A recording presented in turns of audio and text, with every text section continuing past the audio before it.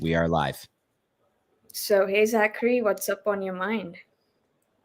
I I worked a job today that's highly social, where I find myself in my own thoughts being like, these are really good people. It's a service job. It's like a be charming for tips sort of thing, and teach people to throw axes, and then keep score and kind of hype them up to, encourage them to learn to throw axes, but also be enjoying the thing. And I can't help my mind but being like, oh, these are really nice people now. These are really good, nice people. They're being very nice and kind to each other and respectful to me and nice. And oh, this one tipped me a good amount of money. And then it's like, oh shit. Now I'm in the presence of somebody who's mean and being bad, being not respectful, not nice to themselves. Oh, this one's not being nice to their girlfriend. This one's not being nice. This one doesn't have any regard for strangers. And and so what I'm thinking about right now is what okay, so maybe I could frame it as, what is like the cultural nuances, the global context as it varies from place to place. Particularly, I'm thinking hemispheres of the planet, of this idea of, is there such a thing as a good person? Is there such a thing as a bad person? What do you think? Are there good people and bad people? That's a good question. I feel like it like we have to analyze what morality and ethics are in order to understand what makes a person good or what makes a person bad. What do you think are the parameters of a good person? Um, you recognize that you can make things a little better or make things a little worse in every little situation that you're in, and that what feels most knee jerk or just comes most natural to you may not be, very vague language here, but the best for, I would just say maybe regard for others, conscientiousness. These are things that, but you take that, just you get too conscientious, and then you're not looking out for yourself. And there's some people that I've seen who take things to such an extreme of never looking out for themselves and always caring about others more than themselves. And that's not nice, because you're a person. You should be nice to you. But when I'm in a public situation like that, it's always somebody who's like, I'm willing to stomp all over everyone else's experience, just out of lashing out. I would say inflicting harm is inflicting harm is bad, and kind of looking out for people and choosing to. We don't have to make. There's so many ways to make things a little better or a little worse, and obviously that's very vague, better, worse. But I guess it has to do with what is it? Your question was, what is a good person? I'd say a good person is at the driver's seat of their own, yeah. Neil Strauss just posted a thing, and Neil Strauss, always, man, he's Who's on point. that guy? Who's that guy? He's on point as fuck. He's always posting the great stuff. You've seen Neil Strauss stuff before. And I'm going on my phone, and I'm going here. And okay, Neil Strauss, most recent thing he posted on the Twitter, which I don't do, but he goes to, I've never met a perpetrator who didn't think they were a victim. And then it says, and the caption is, see also Karpman triangle. But yeah, that's I would say that. Okay, question was, what is a good person? I guess I'm qualifying by what is a bad person. But also that there is no person who thinks they're a bad person, but there are lucid good people, which is like, I'm fucking trying to be good in a world that isn't necessarily encouraging or supporting of that all the time. I think there's a level of selflessness when it comes to being a good person, because you need to do good to others, but at the same time you don't need to tell the person that you're doing good to that person. Like, it has to be selfless at all times. And what else can this good parameter be? Okay, when we talk about the distinction between good and bad people, sometimes we can analyze what it means to be a bad person in order to understand what it means to be a good person. And the way you can do that is by, of course, sitting down and looking at the parameters of what it means to be good and what it means to be bad. But and the reason why I say, analyzing the bad person could also give us a clue about the good person is because I was reading Jean Paul Sartre. Jean Paul Sartre. I always mess up his name, French. He, in Being and Nothingness, tried to define what it means to be, what it means to exist, by defining what it means not to exist. What it means not to exist, therefore, tells you what it means to exist. So maybe if we analyze the parameters of what it means to be a bad person, which could be you're violent, you're inconsiderate, you really do not care about most of the things that happen in society. Not that you're an anarchist per se, but like you're just not too conscious about things that are happening around you, and therefore you make certain judgments or certain statements that are not kind to the other person. And kind here means that you're not appreciating that person's judgment by listening to them. Yeah, that is something that I would say. But like, this good person versus bad person is again based on morality I was talking about, right? Morality is very personal, it's very subjective, while ethics is very collective. So what are your morals is what would answer what it means to be a good person and what it means to be a bad person. Yeah. Yeah, and I think it's Jean, by the way. I think it's I think the actual like French pronunciation would be like Jean Paul, and I'm sure it's not Sartre, but yeah, all the philosophers, yeah, like we say, like some people like Friedrich Nietzsche. I think what are most people don't give a fucking single ounce of effort to pronouncing things in that like yeah, anyway, okay, so that's the being inconsiderate and stuff, like, so there's a stereotype of the American douchebag, right? And these exist. Is it the right wing people, the conservatives Oh my god, they're with oh my Frederick? no, that's so there. The idea that the assholes are concentrated on one or the other end of the political spectrum is the cat is out of the bag. We have fucking complete fucking douchebags on either extremity for sure. It's just there's more on the right wing, I would say, in America. There's more of a admitted. I don't like more right wing people that, and we got some dear friends that it's like on the extremity, it's like, look, I don't give a fuck about anybody who is not my business. And here's the people who are my business. It's my family, it's my this, it's my that. And other than that, you're fucking on your own. And but on the but the what the way the like more moderate, or as I would say, like sane right-leaning people in America have found themselves on that side of the spectrum because they're like, look, the government doesn't work well. You want the government to take care of you and shit? You want the government to be in charge of your safety? You want the government to have all of the fucking violence power? Well, we're fucked then.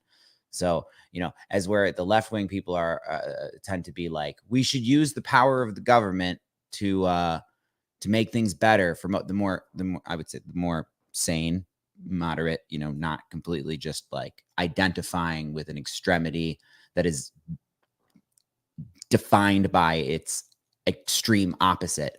That's what I think is the psychosis of America right now, is that there's like the fucking extreme left and the extreme right, and they keep getting crazier, and they make each other crazier. And the more each side takes the gloves off and is willing to be crazy, then it's fucking, I could find a better word for crazy, but it's getting to the point where it's fucking like actual, it's like it gets bad, but it's not everybody. I don't think it's most people. I don't even think it's 51%, but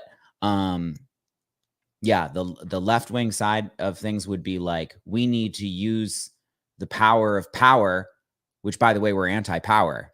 But since there's power, let's use it to fix as much inequality and depravity and impoverishment and desperation as we can, as where the other side is like, let's get our castle walls as firm as possible. Let's get the borders, the literal borders, and like just like, you know, you know, and I've seen it analyzed so well. I think Andrew Yang analyzes the political spectrum in America really, really well. He says better stuff than I could about it. You know, like there's like the right wing is super into sanctity of America, the sanctity of our you know, values and stuff like that. But they're also like willing to be all about American exceptionalism, as we're like fucking super like, you know, in bed with the Saudis, who are so the fuck not, like, you know, things like that. Each side is so hypocritical and so wrong in its extremity. And I just wish people were more about like finding out policy things. Damn it, we're talking about politics now. I don't want to talk about American politics. But okay, left right, in terms of, because I think that left right thing is global for sure, in terms of there's people who are more about let's secure what we can, and they tend to think and feel more intensely about achieving safety and security, as where then there's other people who are more about wanting to be open. And have I lost you? And maybe that's just the price one pays for so quickly into a podcast going into fucking politics, and my making about American that, because I'm just kind of saturated in a lot of that when I go out in the world and talk to people. There's people who actually say everything is political, there's no avoiding it. It's like, oh God. All right. Anyway, we're back. Yeah. So a good person, good people. The whole thing of talking about the political spectrum. I do not find good and bad people to be concentrated on either side of that, at least like not contemporarily. But because I don't have the numbers, but everybody thinks that they're doing what is at least necessary. And most people think that they're doing what is actually good and right. I would say that confidently. Most people. I think we're in mass psychosis, you know. In the Hindu tradition, we have this particular term called Kal Yug. And a lot of people are saying that we are in Kal Yug. And Kal Yug is supposed to be like when the entire civilization has gone completely insane. And no one is trying to do anything to bridge gaps between peace and chaos. Everyone is just fucking lost. Everyone is going crazy, insane, and that's why it's a mass psychosis, right? The left wing, right wing bullshit is crazy because that's what people are concentrating more on. Like nowadays within politics, like every time it's like, oh yeah, the left wing, for you guys, I guess Fox News or something like that, and then the right wing, CNN. You know, even our media is fucking polarized.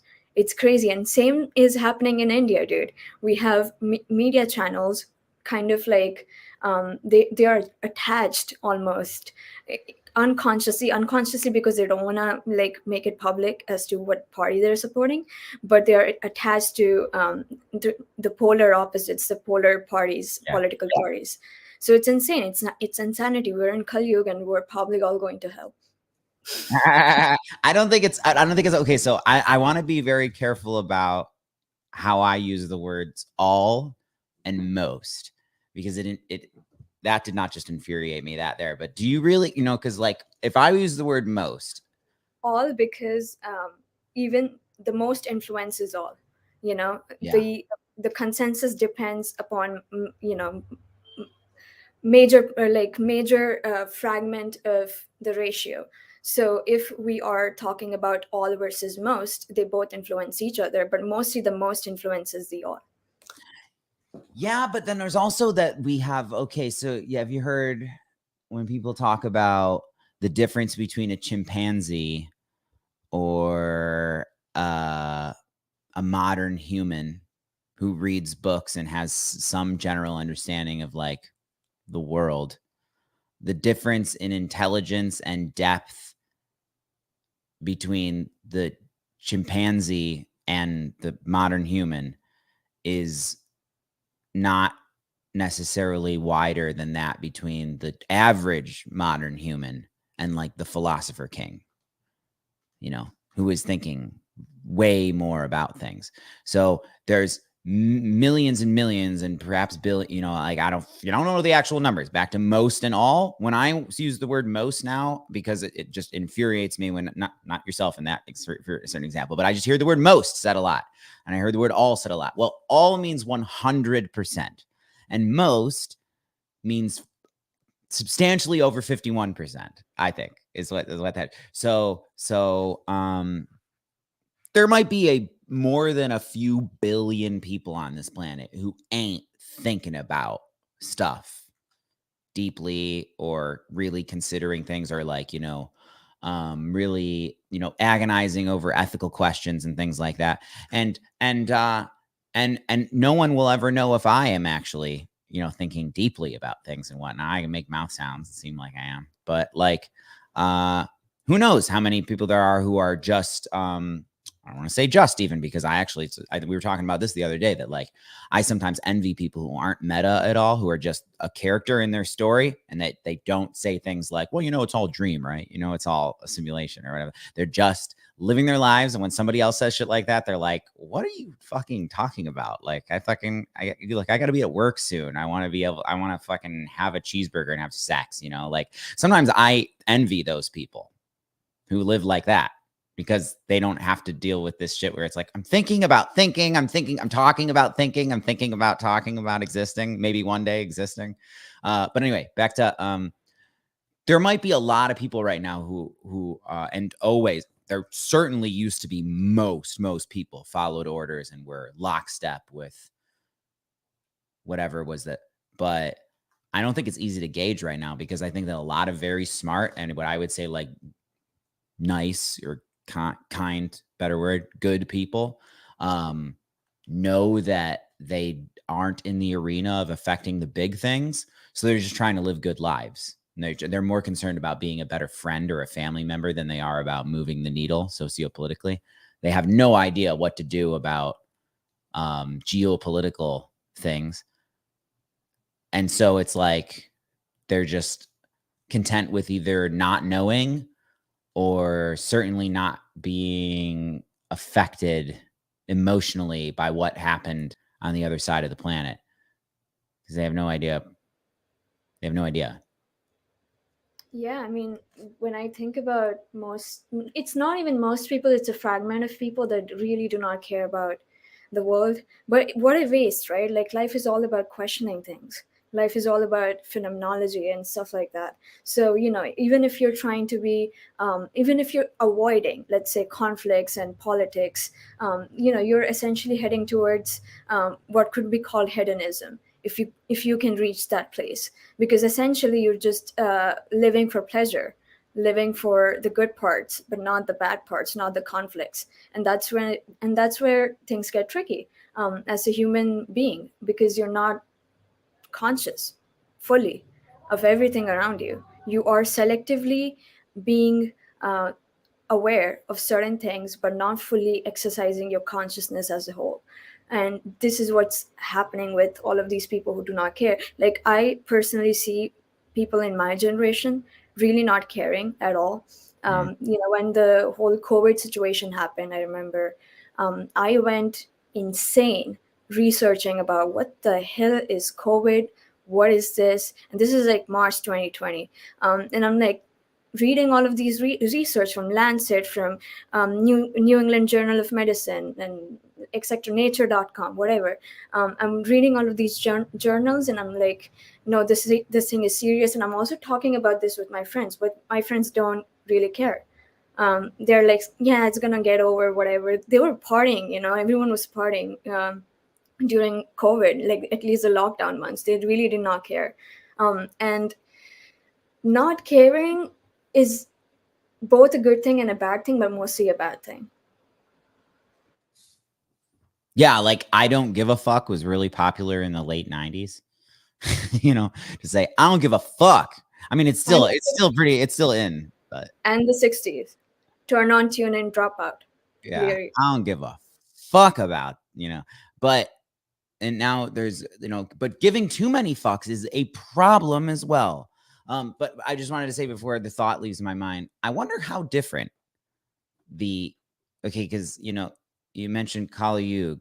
Is it Yug or Yug? I thought it was Yug, like a G Kal sound. Yug. Kal Yug. Kali Yug. Yeah. Okay, so on the Western Judeo-Christian side of things, there's people who are like, it's definitely revelations. It's definitely end times, right? Like the Messiah is coming? Some of them might say that, but others just like, good old JP, I just heard recently be like, and all four horsemen are on the move. I have a problem with Jordan Peterson. I think I he do too I now. think he did something. What did he do? He did something in the past few weeks or days. He did something He's been controversial. releasing videos that are fucking his worst aspects. He's just like, he said to me, he's like leaning into the most grandiose and so hypocritical of the good shit that he's said. So hypocritical. It's like he really sounds like a person now who's like, look, I've got the fucking answer, bro. Like fucking so divorced from, look, I'm apolitical. I'm a psychologist. I'm here. I think that wouldn't more better people be good? Wouldn't it be better if there were more people who got their act together? Now he's just like, look, I've been talking to some geopolitics people, and here's what I think about Russia, Ukraine, and here's what I think about he, her, them, she, whatever. He's just like completely fucking gone. He's completely gone up. There's lots more indefensible moments online that have been produced in the last but ultimately on the positive side, I'm tuning out from that shit. I'm tuning out from all the anti-woke people. I'm tuning out from the woke people. I'm tuning out from people who are on a program. I don't want to listen to a program. I already know what the anti-woke people are going to say because I already know what the woke people are going to say. I know what the fucking right-wing people are going to say. I could write a fucking essay I'm not bragging, but I could write an essay from any one of these perspectives. I know them so intimately now. And now I just want to hear somebody look at the fucking actual situation and be like, I don't know what to say that's better, but I think that okay, so when I think, by the way, it's funny to me to think when I hear people talk about its revelations and stuff like that, I'm way less disquieted than when I hear about Kali Yuga, because that concept to me wasn't given to me because I grew up with Judeo-Christian stuff all around me. And at age 13, I was like, whatever with that, but when I thinking, have you ever, okay, so this isn't veering off. This is on the subject, of that like the cultural relativism of, have you ever heard of this movie? It's a documentary by Vikram Gandhi, I believe. He used to be one of the Vice people. I think it's him, and I think I met him at Burning Man. Actually, I'm pretty certain of this memory. Yeah, I met him at Burning Man. But like the problem with Jordan Peterson, the tragedy of having a person like Jordan Peterson is that there are so many philosophers of today, of the present times, who are not getting any recognition at all I know because of why. figures like Jordan Peterson just talking about pop psychology and reducing concepts of continental philosophers into just fragments, and fragments that don't necessarily make any sense, or even if they make any sense, they're fragments in the first place. So it's not a whole that he's talking about. He's misinterpreting a lot of continental philosophers. He calls himself a psychologist, possibly a philosopher, but he's doing a bad job at both of them. And right now, what I think is going on with him is that I feel like he has had some sort of a revelation after his benzo addiction and getting out of the Russian hospital or whatever. I think he has kind of lost his mind in a mediocre way. I don't know.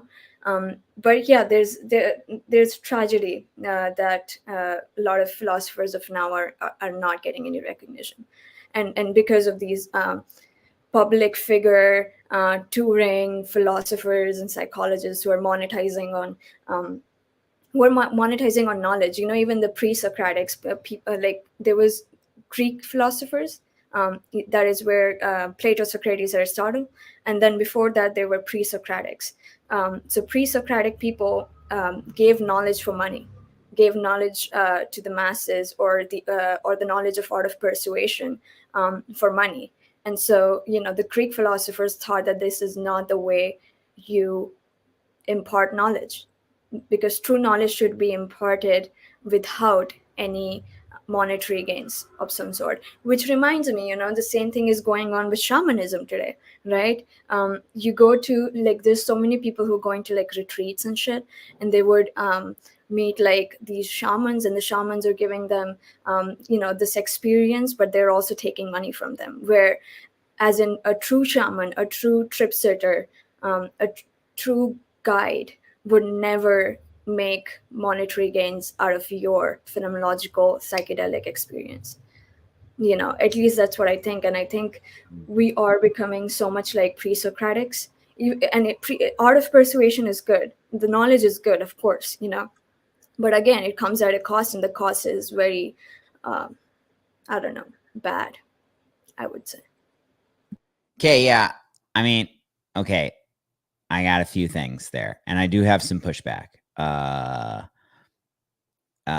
Okay, so I start with before I forget it, I want to say about the shamanism thing is that now that's getting called out more than it's even like sliding.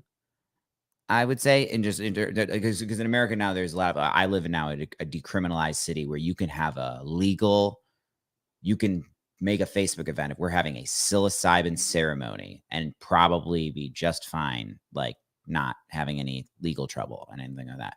People have been having ayahuasca ceremonies for a long fucking time and fucking, within 30 miles of Detroit.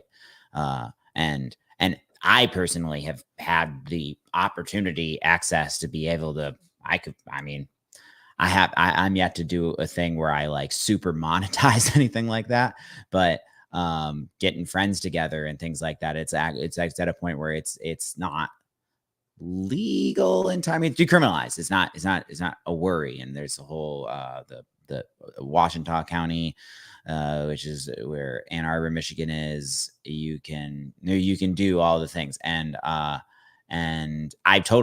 could fucking start a business tomorrow doing things like that. And it would probably do it. I'm pretty confident I can do it pretty fucking well with mushrooms at least. But anyway, this gatekeeper shit, the gatekeeper of plants.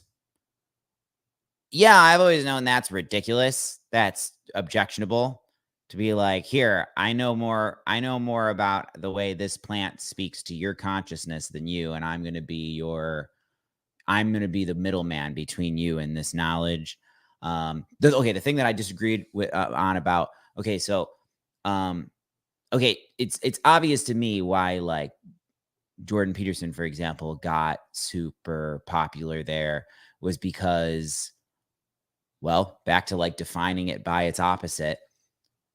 People don't like, millions of people don't flock towards like actual like hardcore difficult philosophizing or philosophy or philosophers because it's actually difficult. And actually difficult shit will always be, maybe I shouldn't say always, but actually difficult enterprises, actually difficult to reach experiences, actually difficult thoughts to wrestle with don't tend to be popular because I'm going to use the word most people, over 51%, don't want to work hard or don't want to be uncertain, definitely don't want to admit that they don't understand something yet, or that something is like, beyond their current, I'm willing to admit that. I feel like I'm capable of understanding anything that's written in plain English, or not, or maybe not always plain English, but like I can get it. But it's, dude, there's fucking, I just started reading Heidegger, analyzing, was it analyzing Nietzsche? But it was like, man, that like hardcore fucking philosophy It's time. Nietzsche. It's Nietzsche. I've heard people say Nietzsche. I've heard people say Nietzsche. I've heard people say, okay, I say Nietzsche. Nietzsche. Just like so Kratom, right? Kratom. Okay. Kratom, right?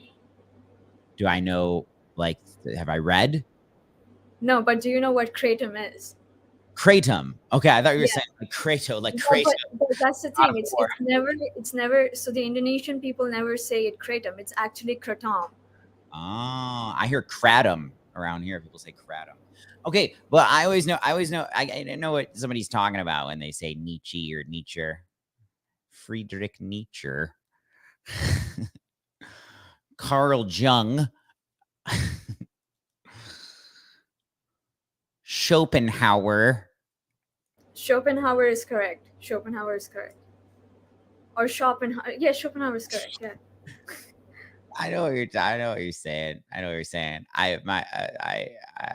know some people who know more Spanish than me, but are like, uh, hablo español, like, and I've got more pronunciation chops in that one, which I will not demonstrate at this moment. But it's like, that's very fun. Like, you can make yourself understood and be like Friedrich Nietzsche, and I get what you're saying. I know what somebody's saying. Any fucking way.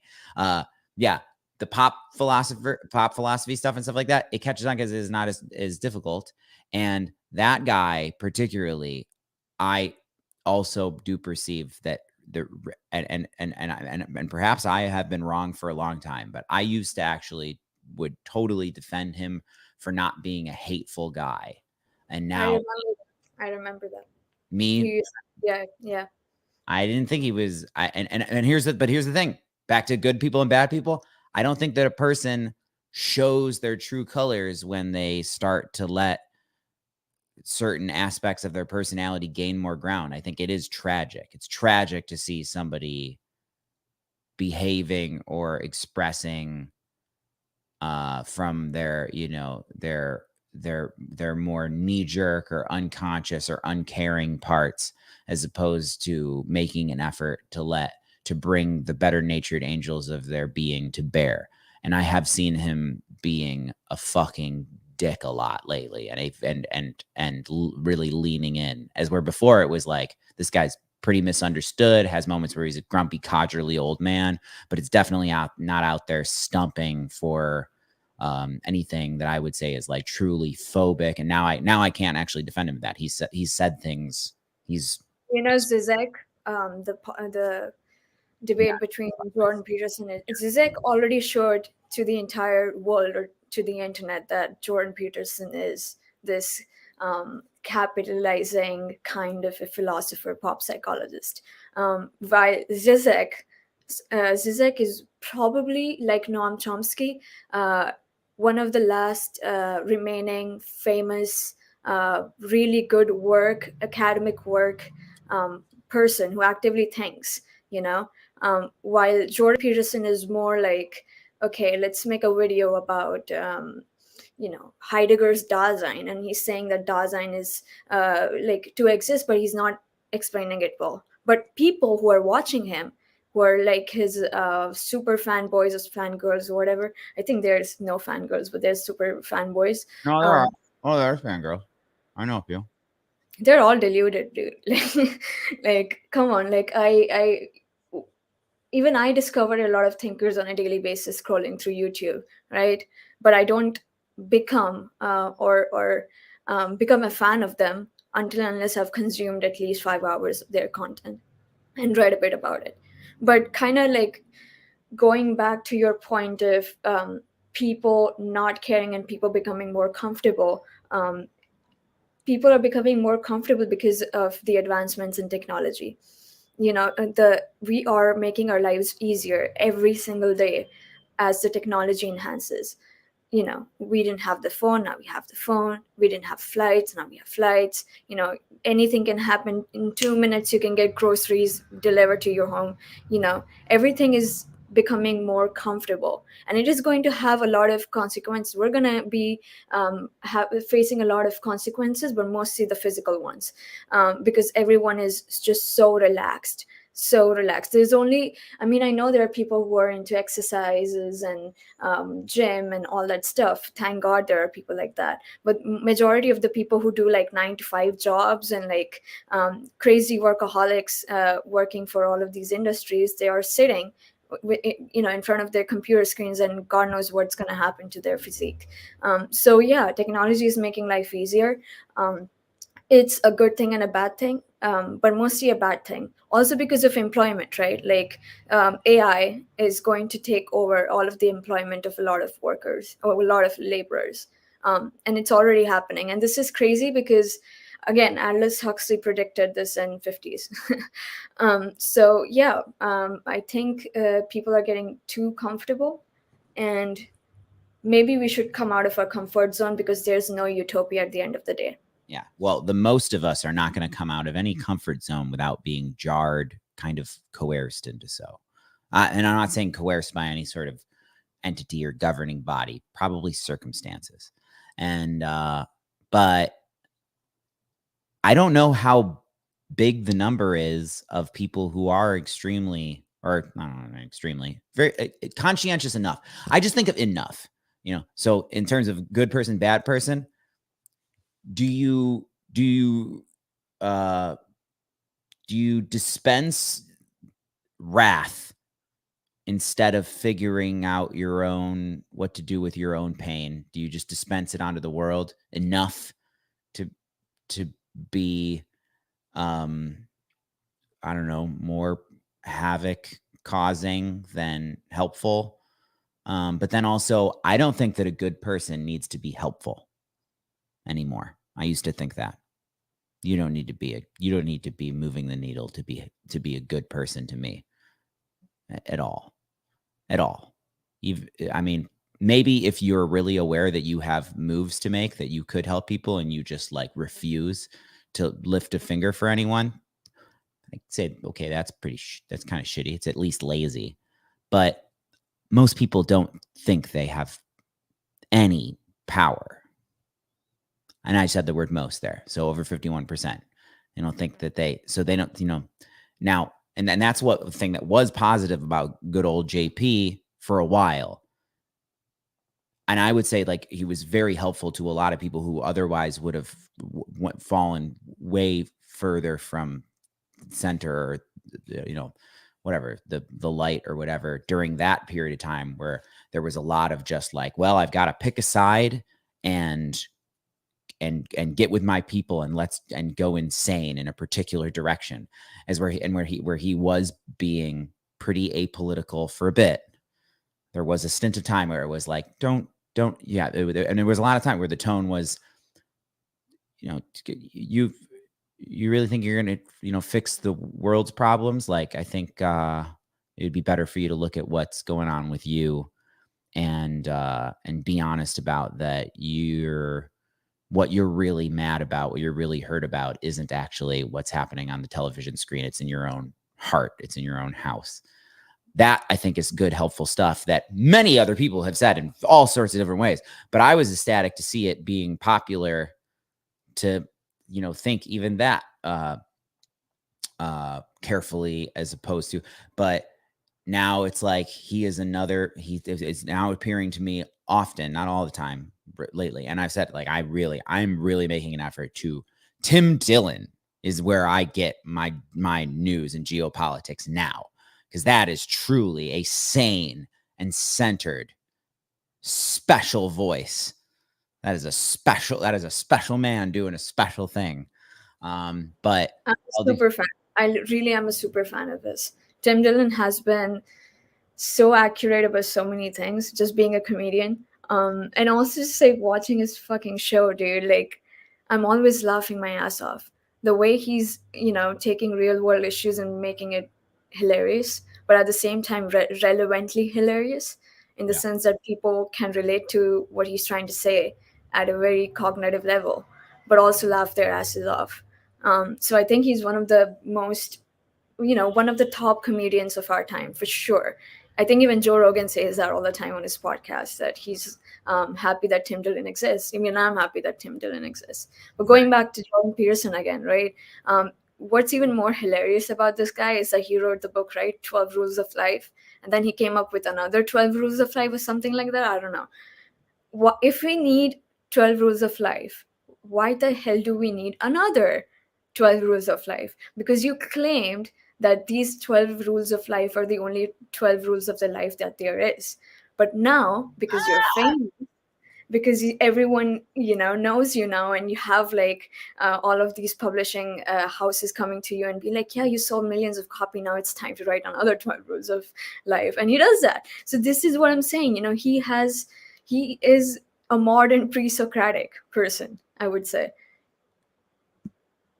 You're sounding like somebody who didn't think the last 3 Star Wars movies were necessary. Look, we got to have sequels. This world runs on sequels. You do something and it works, do it again.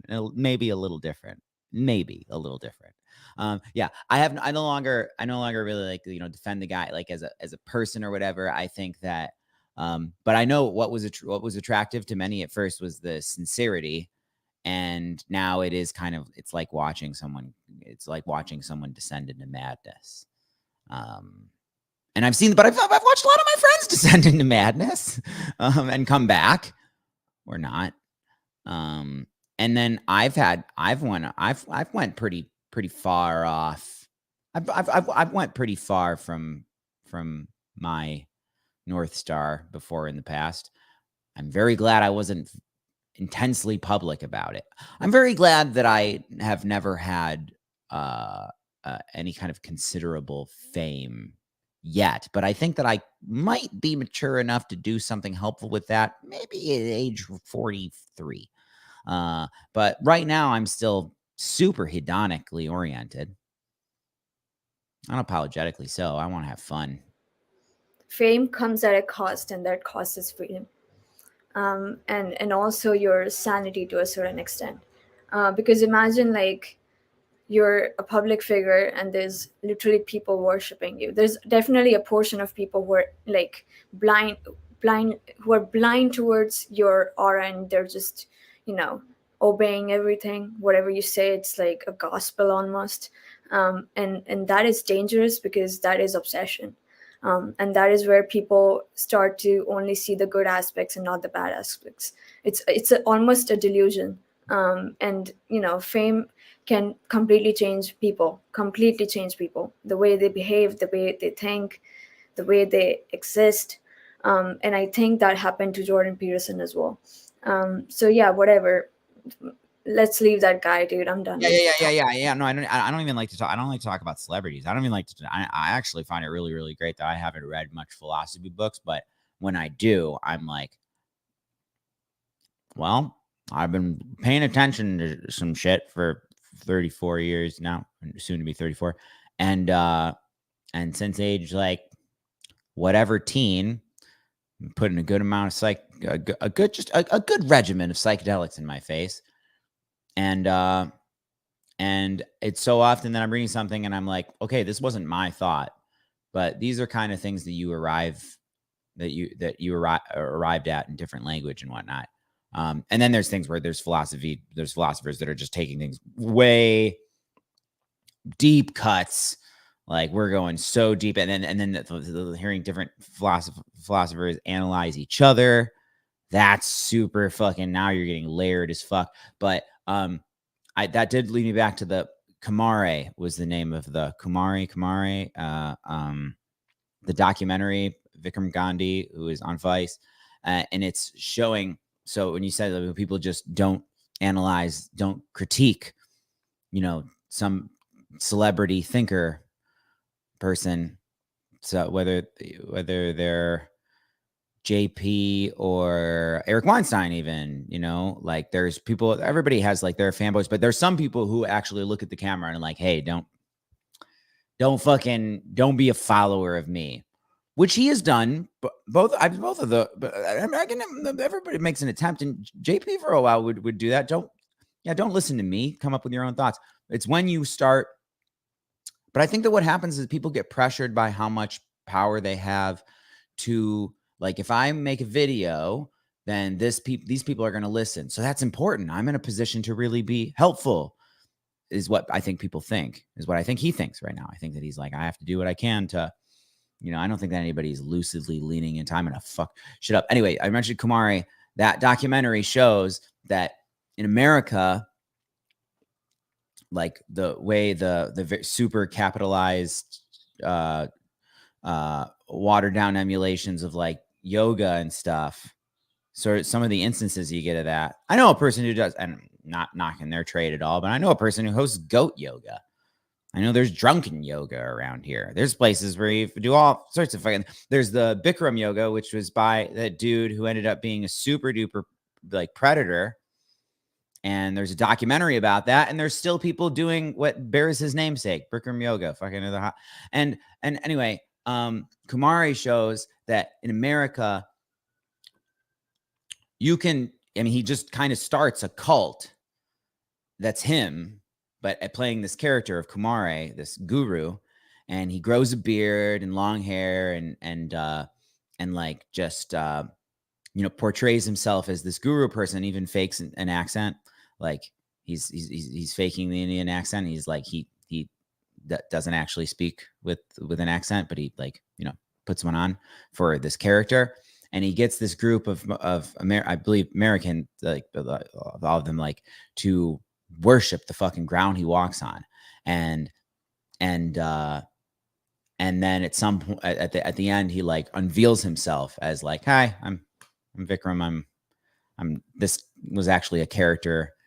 I'm sorry that I had to do this, but you guys like fell for this. We have all this footage of you totally falling for it. It's pretty embarrassing. And he's very like, but it really shows. Okay, so what I was saying about, I get more worried about hearing about people being like, holy shit, it's definitely Kali Yuga, than I do about, oh my God, it's Revelations, it's fucking end times, is because with the Judeo-Christian stuff, I can just be like, you've been saying shit forever. And I got so many neighbors who are fucking into this shit. But in terms of selling Eastern or particularly Hindu flavor of apocalyptic, or better word, Armageddon paranoia, I'm like, oh shit, man. It does kind of seem like we're in Kali Yuga. Fuck. Because people are going bonkers for sure, en masse. But I'm not sure if most are going bonkers. As I said, right, we're in mass psychosis. It's absolutely insane. Politics, economics, just every sphere of what human civilization operates on, every aspect. People have lost their shit. But talking about yoga, for some reason it reminds me of Michael Pollan's new documentary, How to Change Your Mind. It's brilliant. Did you watch it? Yeah, it's episodic though. It's not just one documentary film. Yeah, no, 4 episodes. So it does a brilliant job. I mean, I see Michael Pollan as a person that you could talk about in front of your parents to introduce them to psychedelics. It's that easy. It's that easy, not easy writing, but that kind of writing is just very simple and can get to people very easily. And I particularly really like the LSD one. The LSD, the first episode, it was just brilliant. And also the mescaline one, because the mescaline one haven't done mescaline, and it always amazes me. Whenever I read about it, like it's a stimulant, but it's also a hallucinogen. And you can only get it in New Mexico and United States, like San Pedro and Peyote. And you know how there's Wachima, something like that. I think that's San Pedro. It's not synthesizable because when I had it, it was. It is. It is. So hear Yeah, me out. This guy called Alfred Hefter, or just his last name, Hefter, Arthur Hefter. He synthesized mescaline sulfate back in the day, I think 1850, something like that, and he gave it to Aldous Huxley and Humphrey Osmond. Humphrey Osmond was the guy who coined the term psychedelic.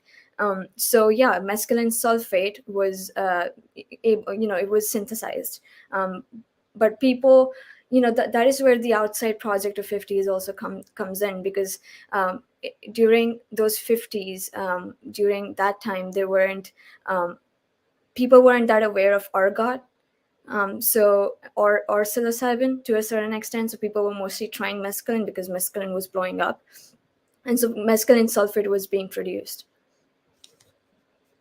Now I don't know if it's being produced or not. I had a capsule.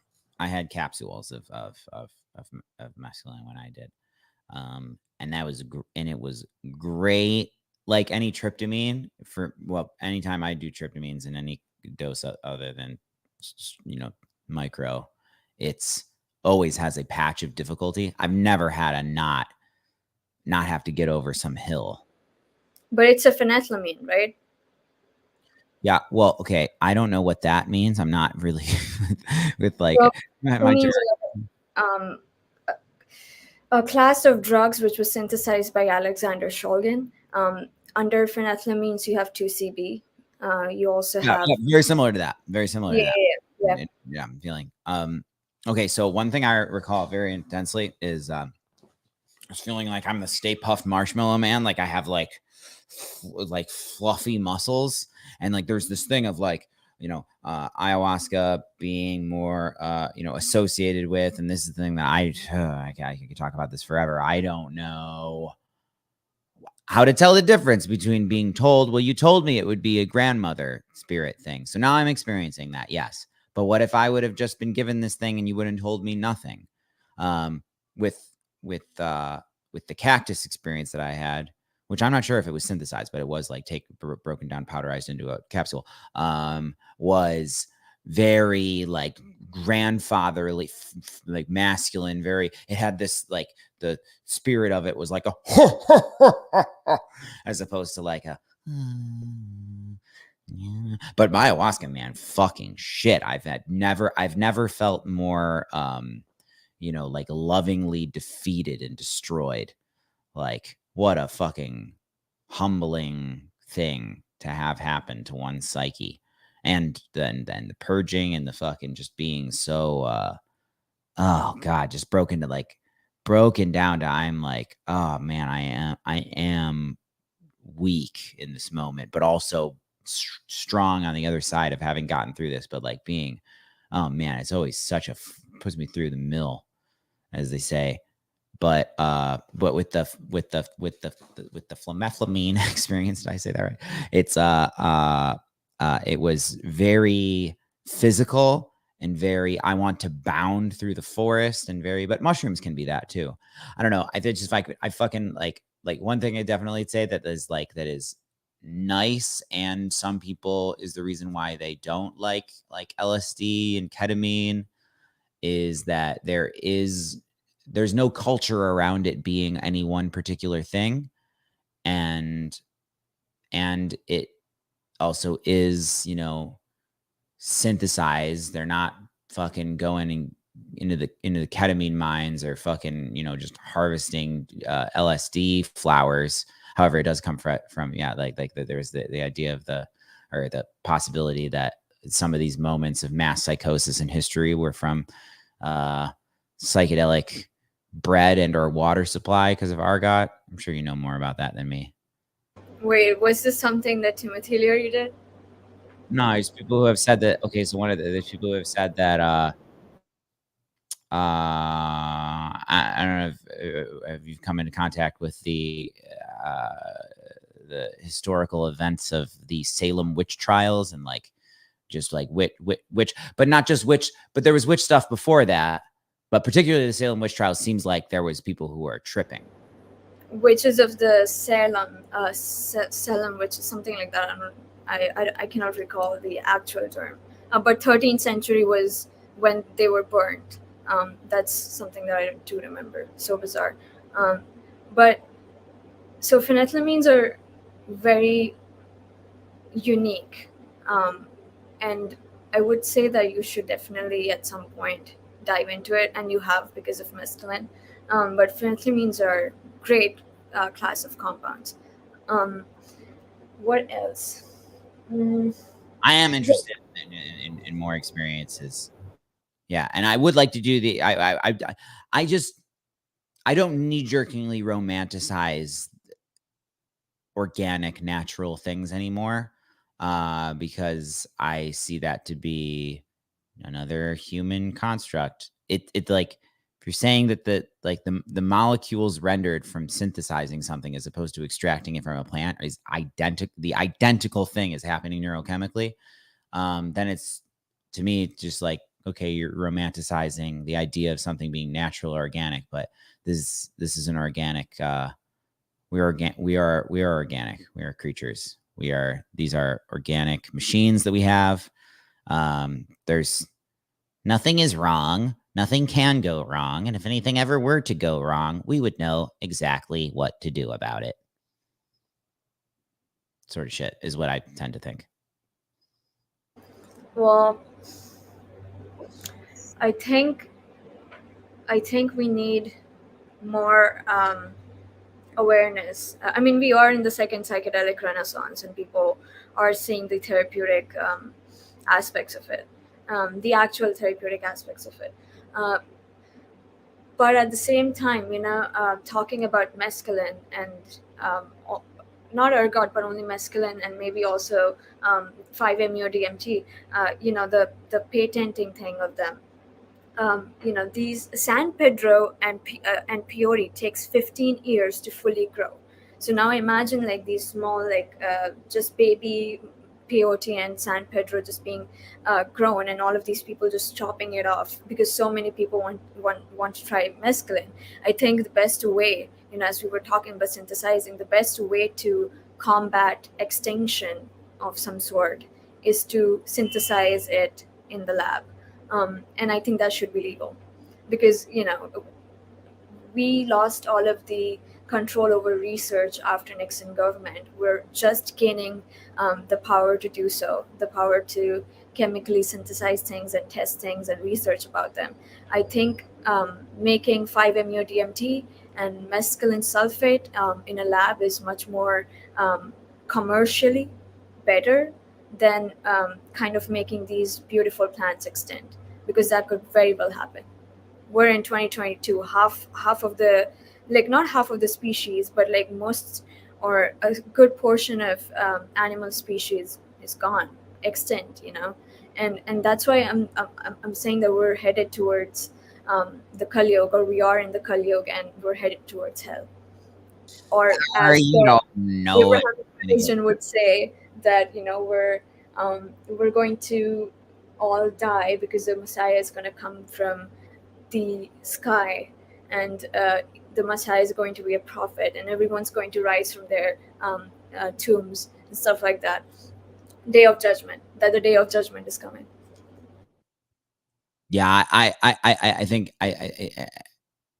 there's not honestly, I don't think there's more reason to assume that things are plunging into a deeper hell than in 2001, personally, because there's something extremely and extraordinarily positive about now that I observe, is that there is a way more, it is becoming almost common knowledge what used to be extremely esoteric in terms of, there's just more people who know enough about what's up and have some semblance of a sincere drive to improve things. I have a bunch to say about topics and stuff, but I'm falling asleep, and I think it's good. I think it's I good. think it's time to wrap up too. Yeah. But I don't think that we're going straight to hell, and I don't think that the things that make it seem evidence that things are worse than other, we have so much more access to the constant worst news feed. And if you even just spend, I'm not like putting you up to this or saying that you don't already do this, but really, I think that if you were to attempt, or if I haven't done this, but like a month where it's like, I'm only going to pay attention to, I'm going to unfollow from everything that tells me a doom story and only pay attention to things that are telling me the aggregate most inspiring thing that happened today or yesterday, or, that's happening. I think we would find ourselves desisting from everything is going straight to hell. And we would be like, holy shit, there's never been more hope, actually. So I don't want to be too pessimistic either. I'm saying, yeah, we're all going to hell, but we're going to hell because a lot of people have become unconscious and unconscious on purpose about what is happening to the human condition and civilization. There's a lot of hedonism, there's a lot of comfort, um, and all of these things are making us lazy towards everything that is happening around us, and therefore, we're not cognizant of what could come in future. We're not ready. We weren't ready for the pandemic. We weren't not ready for the pandemic. That is a prime example of mass psychosis emerging, and mass psychosis only emerged because people were less cognizant of things around them. Well, we're like insane talking monkey skeleton creature things, and it used to be 100%. I kind of like just had this language coming to me today of that. Like, yeah, history is a nightmare because it used to be 100% of people in positions of power. And like you had to be a pretty goddamn callous psychopath in order to rule over any land, because you needed to be willing to inflict massive, not just maximum damage, but you needed to be a fearful character, because it was all everything was communicated through force and violence. As where now it actually seems like there's this resurgence of using hard power, in to communicate one's geopolitical needs and wants with like, I shouldn't make light of this, but whatever the fuck, I have difficulty speaking about things and not making somewhat of light of them, because if I'm making heavy about them, then I'm not speaking. I'm like curled up in the fetal position, like what the fuck is going on this planet.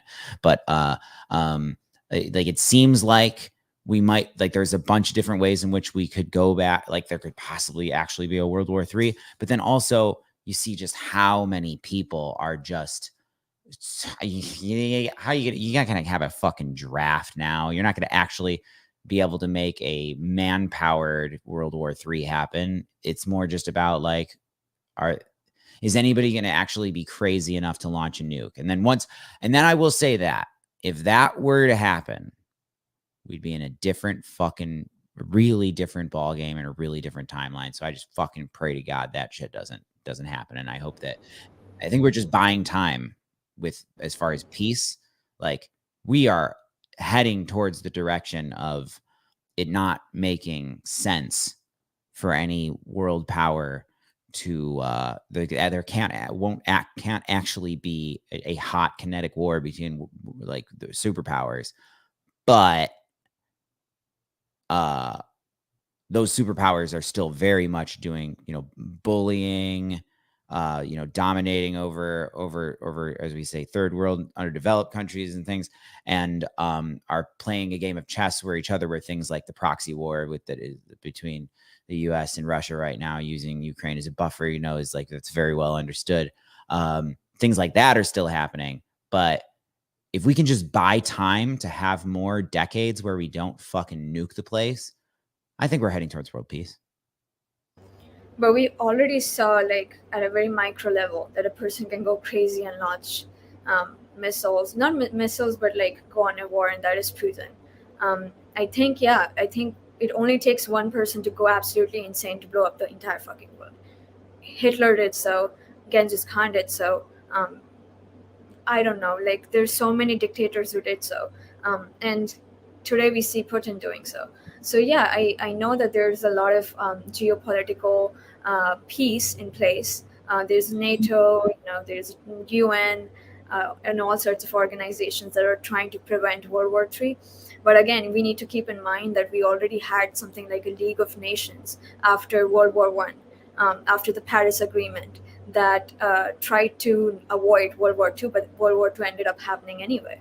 So it's all it's all up to the universe. It's all up to uh, the manifestations. I'm out of words. Yeah, yeah. Well, and then but then back to the reality. If reality is a hallucination, if it's coming out of our head and we're more of an antenna for it, then we are just we stumbled into this room and we're observing some shit. Then yeah, I do actually think some pretty mystical things in terms of. Okay, this is not mystical, and this is something. This is probably the last good thought, if I'm able to articulate it in any way, is that it does seem very true to me that if you just got enough people to to not identify with the old stories and grudges of history, or even of what could be said the present, grudges and conflicts. If you just got enough people to like, I'm not gonna fucking fight.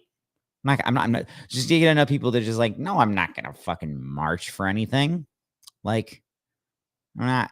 No, I just want to live a good life. Like people see that as apathy, but really, if there's zero people participating in the momentums and conflicts of the past, then the past becomes totally the past.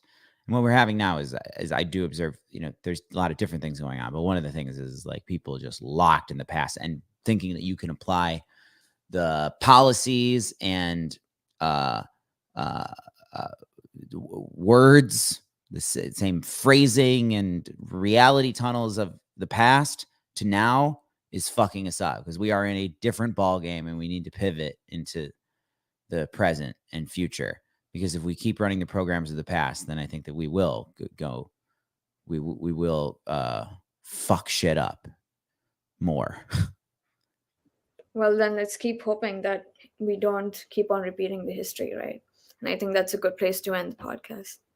Let's Okay, just, yeah, this was a little somber one, but okay. I'm tired. yeah, me too. I Okay. did not sleep well last night, that's why. Uh, I hope to sleep well tonight for sure. I got Inshallah. quite a day tomorrow. So yeah, I'll say goodnight and I hope yeah, have fun, don't die, human species. Let's get through this. Let's Let's get shifty. let's get what? Dude, how the guy Rick from Rick and Morty says, "Let's get swifty" or something like Oh that. yeah, Let's get yeah. swifty. Let's get swifty. Yeah. Let us get swifty, humanity, and happy reality to all. Amen. Good night. Good night.